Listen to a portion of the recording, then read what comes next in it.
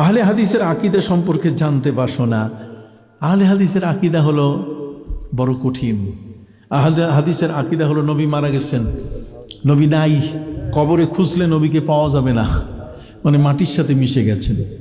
অথচ ইন্নাল্লাহ হাররামা আলাল আরদি আন তাকুলা আজসাদাল আমবিয়া, আল্লাহ তাআলা হারাম করে দিয়েছেন মাটির উপরে যে কোনো নবীর দেহ খাইতে, নবীর দেহ যেন সে ভক্ষণ না করে। কথা কি বুঝতে পারছেন সম্মানিত সুধী? আহলে হাদিসদের আকীদা খুব মারাত্মক। ওরা তো ওই নামাজে দাঁড়াইয়া কান থেকে মেসওয়াক দিয়ে ওরা মেসওয়াক করে, এতে রক্ত পড়লে উযু নষ্ট হয়ে যায়।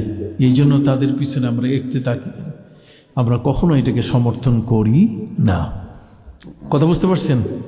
নবী রাসূলদের সম্পর্কে, সাহাবা ইকরাম সম্পর্কে বাজে মন্তব্য, যে তার সত্যের মাপকাঠি না, এই সমস্ত কথাবার্তা তারা বলে। অতএব আপনারা খুব সতর্ক থাকবেন।